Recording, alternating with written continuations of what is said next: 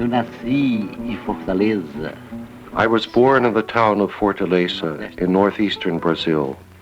Meus pais, My parents João Câmara e Adelaide Pessoa Câmara, were poor. Quando eu tinha talvez meus 7 ou 8 One day when I was 7 or 8, my father called me and told me, "My son, you have said ever since you were a little child que quer ser padre, that you wanted to be a priest. quer ser padre." Do you know what it is to be a priest?" Ele começou a dizer, He said, "Look, be sure of one thing. Priesthood and egotism cannot go together. podem andar juntos. Não é possível padre egoísta. It is not possible, an egotistical priest. It is inconceivable, an egotistical priest." When he was finished showing me that image of a priest, I said, "Father, I would like to be a priest." Then my father said, "May God bless you." Dom Helder CAMARA did become a priest and later the Archbishop of Recife and Olinda in northeastern Brazil. He is internationally known for his works on poverty and injustice in the Third World. When he comes to the United States, he finds similar problems here.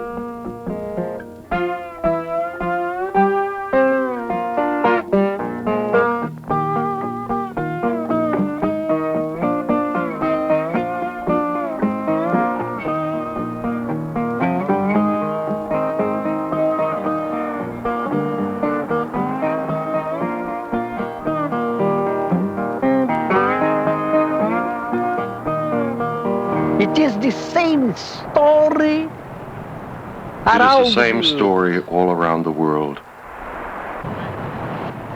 America. Remember to give the example to all the great countries, all the great cities. To begin Begin not by destroying the houses of these poor people. Begin by constructing a more human project, a housing project for the workers, for the poor people. And after that, perhaps, you can construct your buildings. America, there are pockets of poverty in your country, in the middle of your people. People gave the example to fight the misery, to fight the hunger. Excuse me, America. I am here only because I believe in God. I know that all of us, we are brothers. I am not here as a foreigner. I am a brother. Dom Helder works here in the favelas of northeastern Brazil. To move about, people often have to walk on makeshift bridges. There are no roads, no plumbing, no sewers, no electricity. Yet there are 2 million people here trying to survive. Where do these people come from, Dom Helder? They mostly come from the rural areas. Because the big companies move to the rural areas and force the people to leave. They go off searching. They come to the cities with the hope of jobs, of schools for their children, and hospitals to care for them. The cities get bigger. They try to survive, but progress is always paid for heavily by the poor people.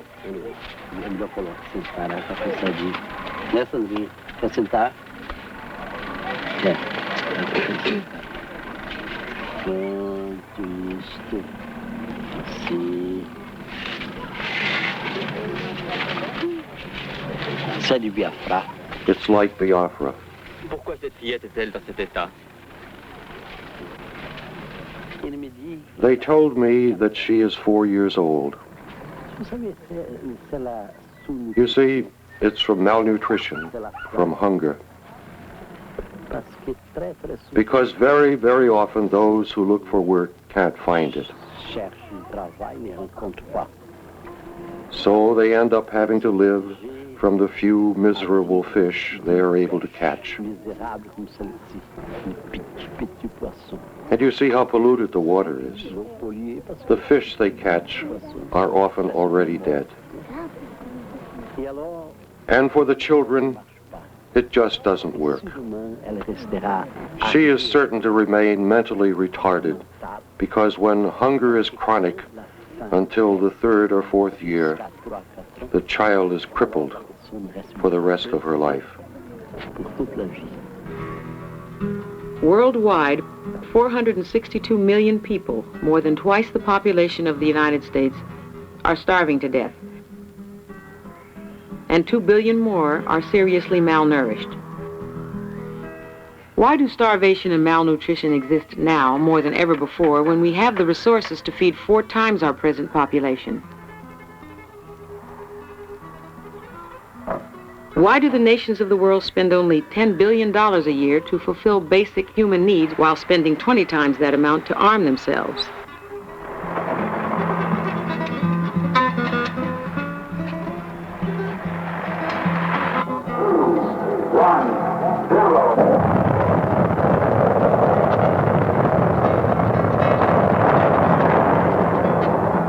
We feel helpless to do anything even though solutions for world hunger exist.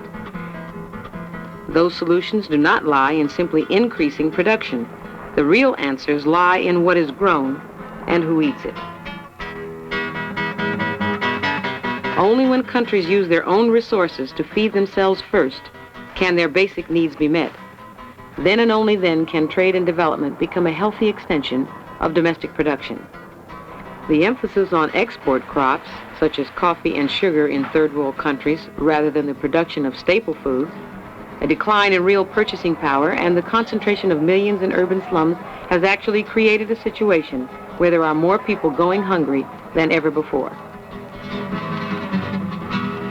To get at the root cause of hunger, Dom Helder cuts through a web of complexities and finds egoism, the rationale that legitimizes greed and simple personal selfishness.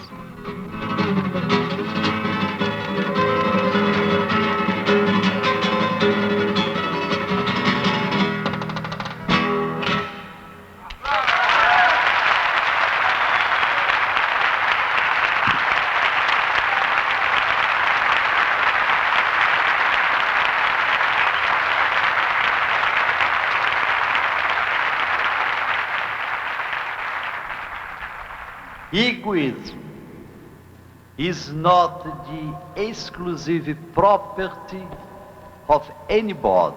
Egoism is not the exclusive property of anybody. But some brothers and sisters are so deeply sunk in egoism. My brothers, whose God is money.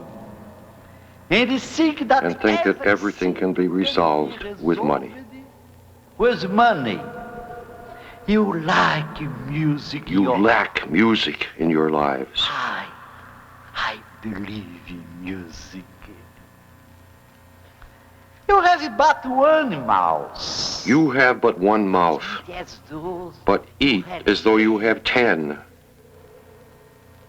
You lack music in your lives. I believe in music. Music is love. Music opens the heart. It breaks down your egoism, our egoism. Don't eat Don't alone. eat alone. Help eliminate hunger from the earth. So clap your hands, stamp your feet, lift your voice to the sky. God loves you, when you sing. I believe in music.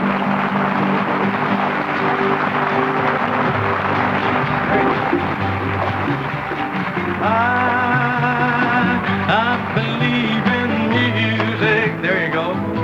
Oh, I believe in love. Lord, no, no. I believe in love. One word now, music. Music is love, and love is music. If you know what I mean. Believe in music are the happiest people I've ever seen. So clap your hands and stomp your feet and shake your tambourine and lift your voices to the sky. God loves you when you sing. Here we go.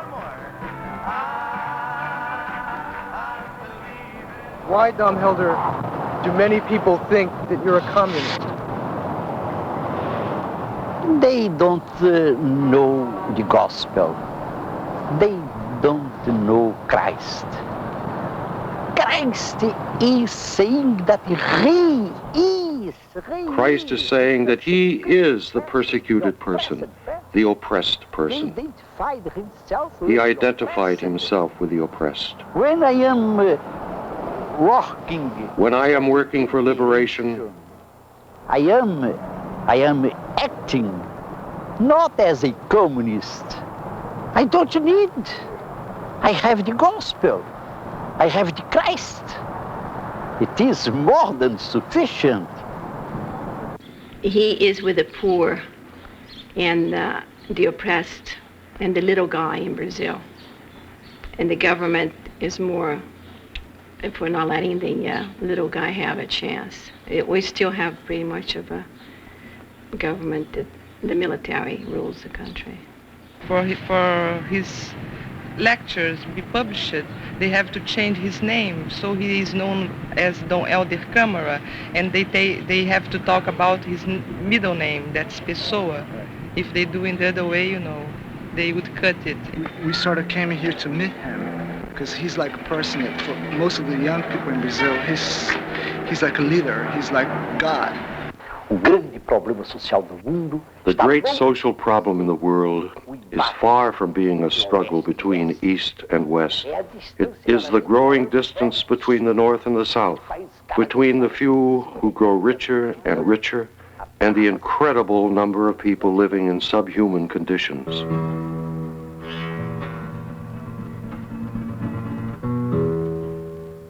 Brazil is seen as a land of great promise and successful economic development. Its gross national product has doubled in the last 10 years, with foreign capital pouring in at a rate greater than anywhere else in the developing world. But the glamorous changes of Brazil's so-called economic miracle have not touched the poor and illiterate, who make up 60% of the population, or over 70 million human beings. Brazil's incredible growth has come from massive investments by multinational corporations. Agora, o que é pior é que as multinacionais, quando... Now, what is worse is that when multinational corporations arrive in third world countries, they have a tendency to encourage the development of right-wing dictatorships. And the reason is very simple. For those countries to be a paradise for investments, not only must wages be very low compared to wages in industrialized countries, but there must be no possibility of any form of protest. In 1964, the democratically elected government of Brazil was overthrown. Since then, dictatorial control has been maintained by the military in league with right-wing sympathizers. Any form of open disagreement means censorship, imprisonment, and torture. Archbishop Helder CAMARA once supported Brazil's version of fascism as the best means of preserving the social order. He later realized that order without justice has too high a price in human suffering and runs counter to his faith as a Christian.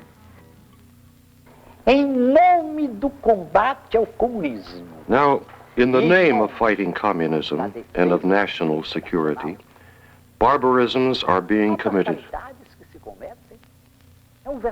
A true Nazism is being implanted all over Latin America. I respect all different points of view, but I refuse to be confined to the choice between capitalist superpower or communist superpower. I refuse, and I want something different. Dom Helder has moved out of his bishop's palace and turned it into a community center. Now he devotes his life to working with the poor.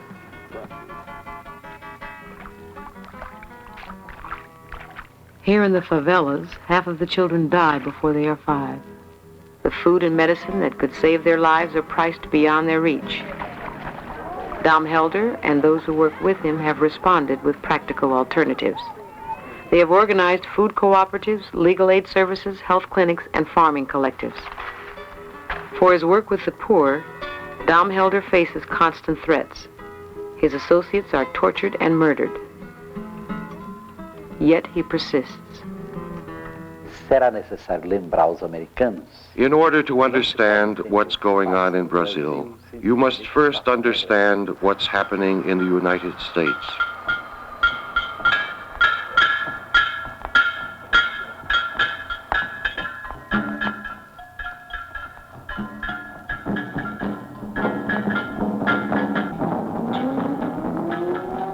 There exists an alliance.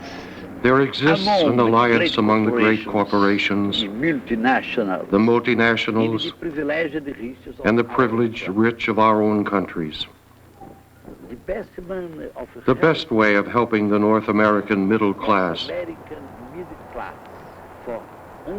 to understand the great human problems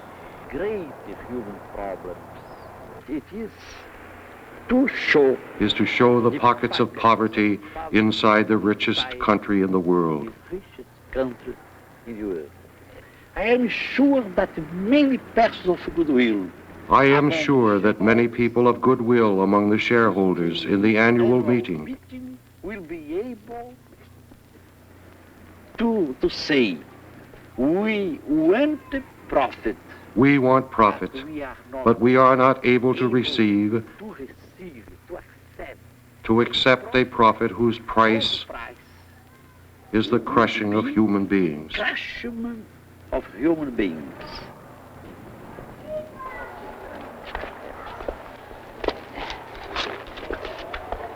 I am from Brazil. You say Archbishop. Brazil. From Brazil. I'm from Brazil. I'm from Jamaica. Jamaica. Yeah. Well, how is the black people get along in your home? In Brazil? In Brazil, yeah. In Brazil we had very bad things. Very bad scenes. Because until 1888, in Latin America and Brazil, we had African slavery. It used to be good here, but everything changed, and the streets are bad, the buildings are bad, and I don't know what caused it. But it was good at one time, but now it's not good. We have big problems. We must help to create a more human world, where the persons are really sisters, brothers, not only by name. It is so easy to call persons brothers, sisters, but we must really live. To live. Yeah. It's hard to do, Father, but I guess we'll make it somewhere or the other. Yeah.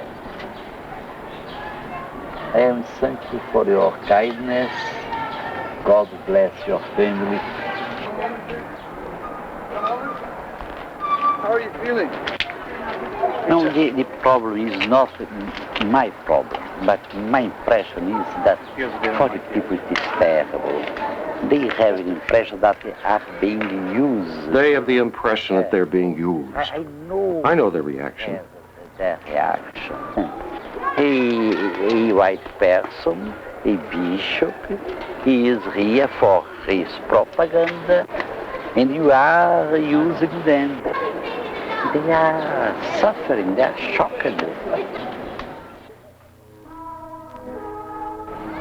When I am saying the Mass, When I am saying the Mass, I am sure that we are one with Christ.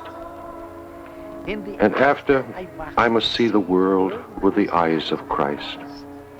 Above all, in the oppressed persons, in the persecuted persons, in the crushed persons.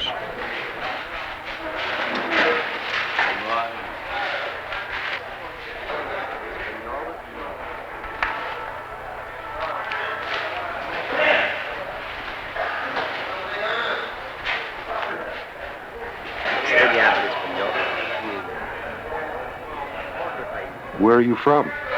Texas.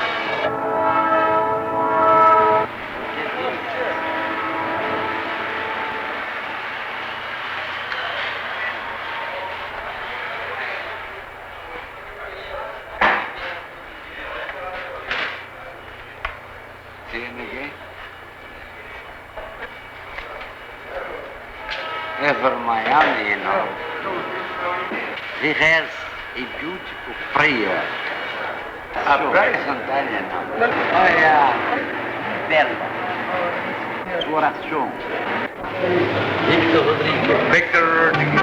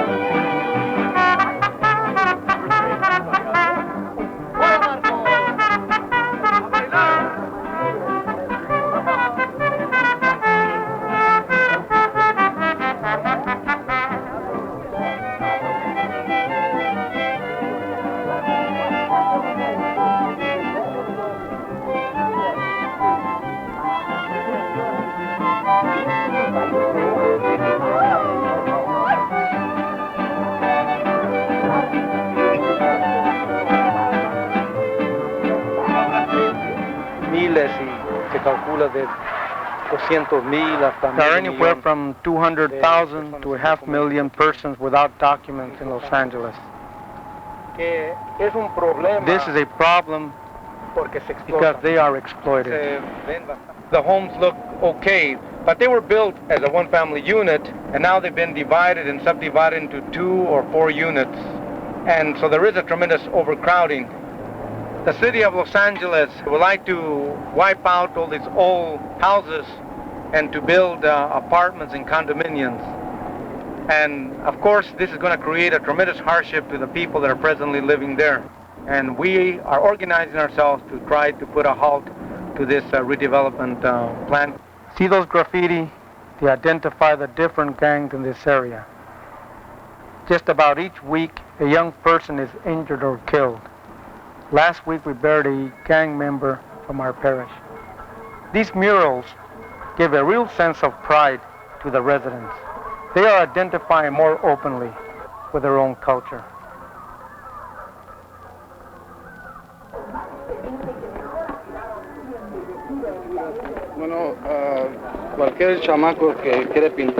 Well, whichever child wants to paint his wall, they bring me a drawing and I can more or less know if he knows how to paint or not.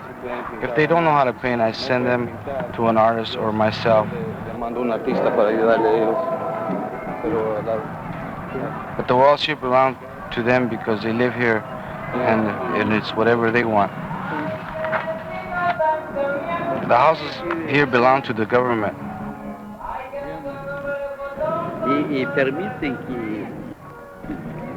Well, we go on as if the houses belong to the people here who live here. But they want us to give them our drawings so they more or less can tell if we can put it up or not, or just maybe saying yes or no. And we said, well, if the government knows nothing about art, and we who live here know something of, So we'll go right ahead and do it ourselves. At first they wanted to stop us because we put up the farm workers flag.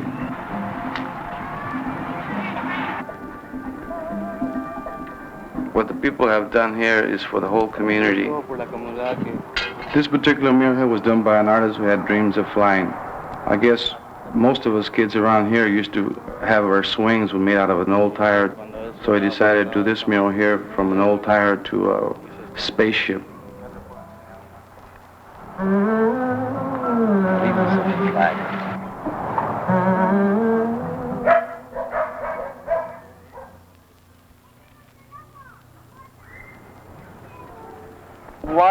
Why they're gangs?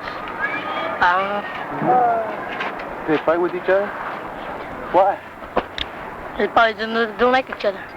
Oh, why is that? Is this different territory? Or? You know, one guy thinks they're better than the other. Yeah. So they prove who's better or not. How do they do that? Fight. Kill each other. Kill each other. You gonna join a gang? Why not?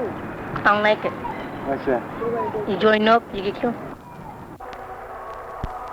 When Dom Helder went to Philadelphia, he took part in the 41st International Eucharistic Congress that brought together Christians from around the world.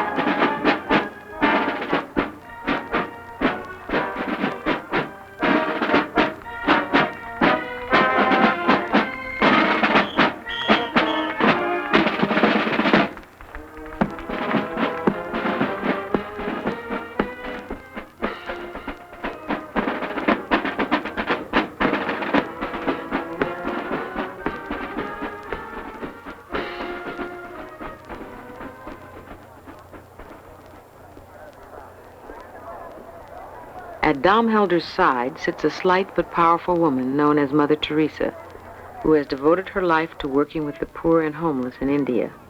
She founded and has led the missionaries of charity in their efforts to care for the sick and dying.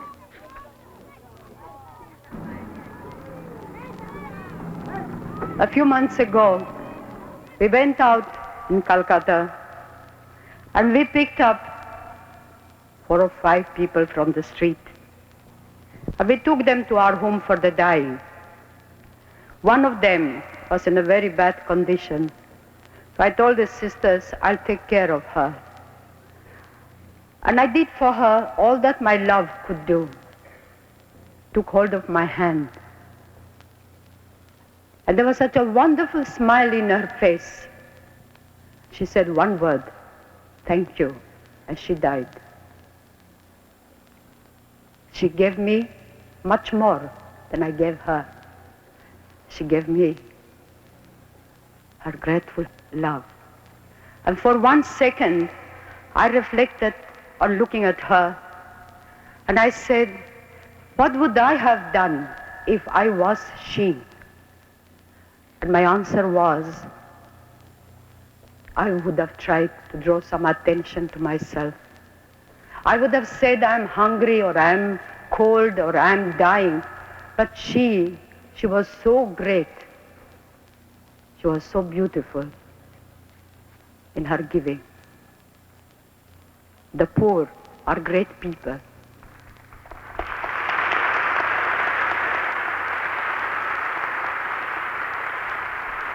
Do we know them? Do we see them? The poor need our love and compassion. When we come before Him, we will be judged on what we have been, what we have done to the poor. That is why I say that our sisters and brothers, the missionaries of charity, are not social workers. They are contemplatives, right in the heart of the world. To understand the poor, we must know what is poverty. Ours is of choice, and that's why I call it freedom of poverty. We are free to love God and to love our poor with undivided love. For the poor of the world, I thank you.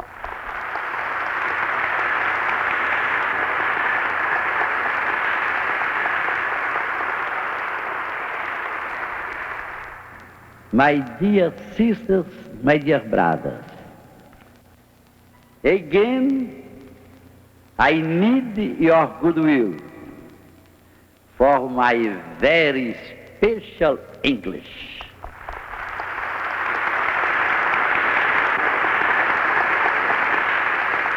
The personal conversion must open the eyes of all of us for the necessity of the social changes. Because there are structures of oppression. We need not only the individual conversion, it is the beginning of beginning. Without the personal conversion, I don't believe in the changes. We must begin here.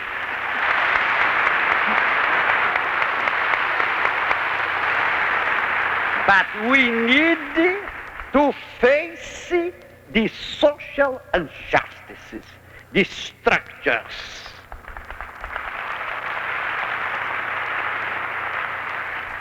And the great challenge is to change without hate and without violence. I don't believe in the violence. We're a peace group in Washington, D.C., a community of creative nonviolence. We have a free medical clinic, we have a free soup kitchen, we live in the ghetto, we publish the only Catholic peace quarterly pacifist journal in the country. That's what we're all about. Do you think he has much influence in America? It's the example he sets for those of us who are interested in Vatican II, carrying out the works of justice, not charity. He has immense influence over us, although we don't know him personally. I would say to the secular America, they probably don't even know he's around. I hate to say that middle America doesn't know that even we're around. What more can I say? Please stop and consider the human rights petition. A 9-year-old with a 4-year-old boy were tortured to death under their parents' eyes. Why will you not recognize the pain? Why will you not turn from the self-seeking and from the materialism which has increased your insecurity, from the support of dictatorship? If we were down in Brazil, we'd probably be thrown in jail right away, you know, because it's the students, everyone who tried to speak against American influence, and the corporations, and Rockefeller when he went down there. He said they don't need aid, they need money to fight subversion. We need to send military aid. That was a public interview he gave. Dorothy Day is one of the founders of the Catholic Worker Movement, a network of spiritually linked communities working for social and political change throughout North America. It was almost easier to stand before a judge and go to jail on other occasions.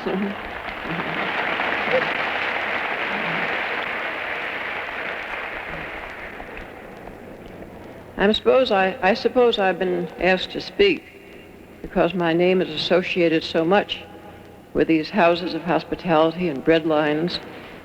Here we are, a tremendous number of people, and all of us living in such comfort, you might say, in the face of world hunger. Many come to us in their hungers, which bread alone, or even the best meal, does not satisfy. What they come to us for is human warmth. And so these meals are terribly important in all our houses. I do find that some rich people who want to come and help, they're tied up. They have only worldly advisors, We were talking about people living on interest and investing their money in what they didn't know anything about. They'd invest their money in more armaments or something. They didn't know where the money was going. These two women said, but we live on interest. They live on exploitation. It never occurred to them before. So they do want to change. I am hopeful because when I am traveling more and more, I am meeting minorities, small groups. Yes, small groups everywhere. Yes. And our whole aim is to make another kind of society, you know. We're not talking about violent revolution. We're talking about the long suffering it needs to go ahead and to try to change a social order like ours. When I talk about Caesar having an idea of another kind of a social order, with his 40 acres, those Filipinos were brought over here to harvest the crops, but not allowed to have women with them. They couldn't bring their wives, their mothers, no women. I suppose they didn't want them to proliferate. So what happened was that they brought teams of prostitutes down. They had a whole bunch of what looked like corn cribs along the side of the road, near these big, huge commercial farms. And I've seen all this with my own eyes way back since 1936. There was no success until Caesar rose up. As the Pope said, you have to have a leader of workers who himself is a worker. So then it began to take shape. But it's been a long struggle since Grapes of Wrath. And when you consider that Caesar had this problem on his hands, so what did he do? He got 40 acres for the Filipinos, and they started gardens, and they helped feed the strikers. Now, when a thing like that happens, you begin to feel happy about your country. You begin to feel, if by nonviolent action, a thing like this can take place. And it must be nonviolent in every way. I mean, in the way you approach people, your whole... Perhaps it was too much militancy before. Too much provocation, too much, too much of a good time had by all stuff. And it's a serious matter.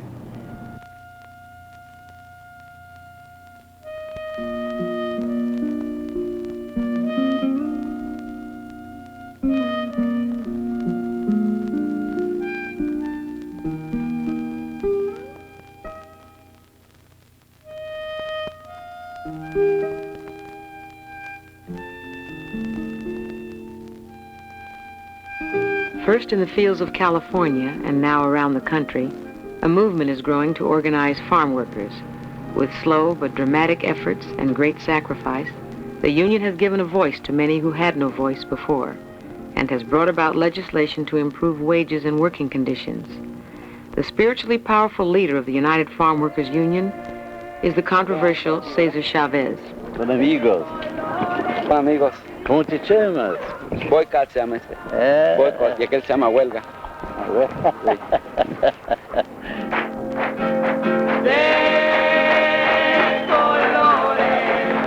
De colores son los pajarillos que vienen de afuera.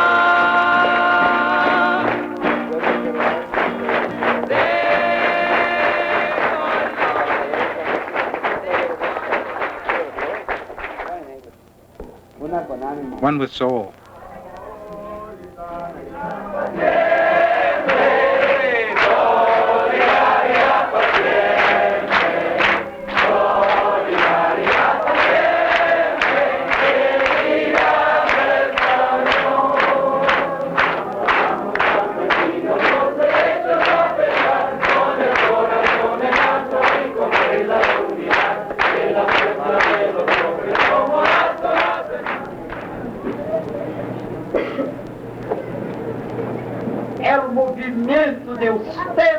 Your movement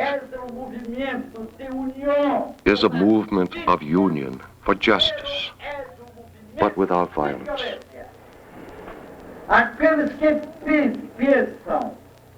There are those who think that without violence there is no victory. But what about the triumphs you are winning? The strike and the boycott.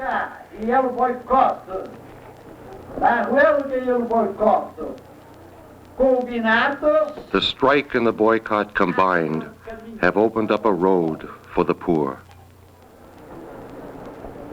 The poor don't want to take what belongs to others. They want only what is rightfully theirs. They want others to respect their rights. Beware of being divided.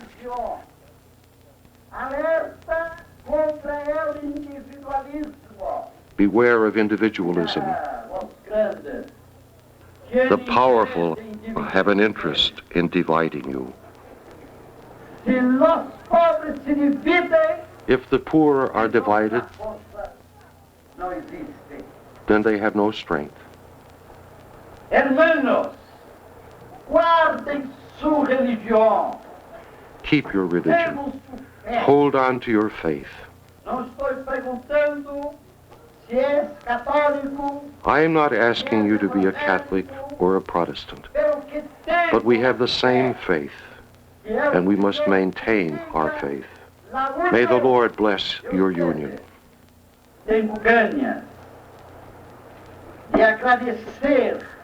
I wish to thank, in the name of Christ,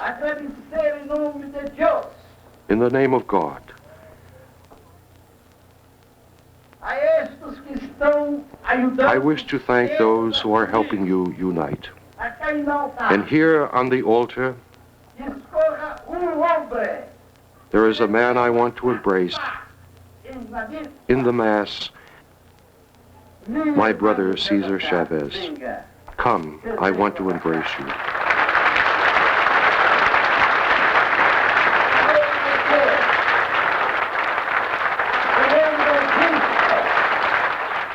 Continue your peaceful fight for the Union.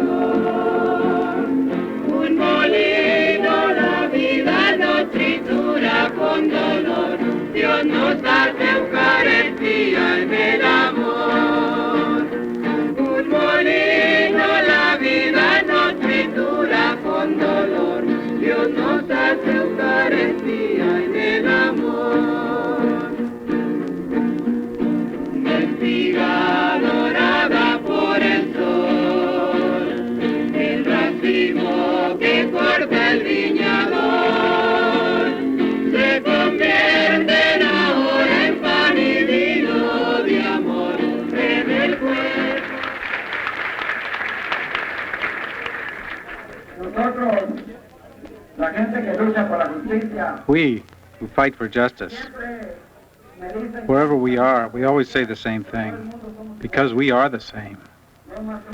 We not only are brothers, we are one for the cause. Although we are the most persecuted, we are also the most happy.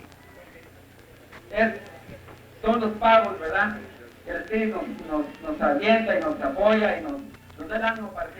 no one else could have their hearts as full as we. For tonight we have a man amongst us, such a man.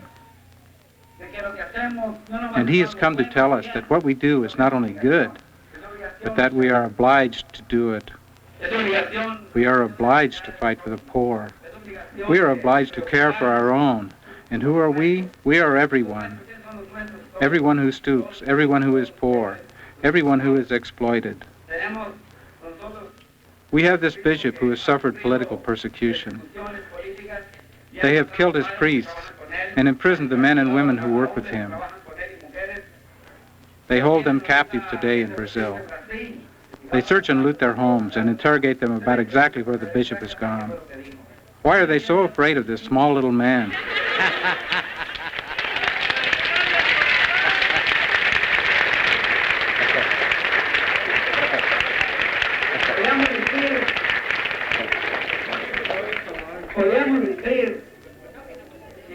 We could say small but fiery, right? My last remark. There is a wonderful Brazilian song that is saying, when one is dreaming alone, it is only a dream. When we are dreaming together, it is not only a dream, it's the beginning of reality. We shall live in peace. We shall live in peace. We shall live in peace. We shall live in peace someday. Oh, deep in my heart, I know that I do believe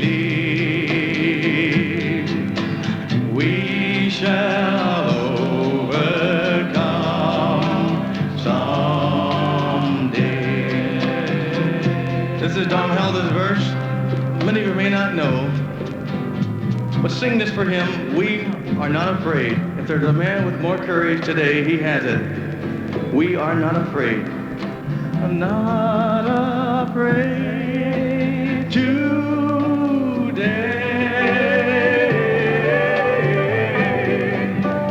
Oh, deep in my heart, I know that I do believe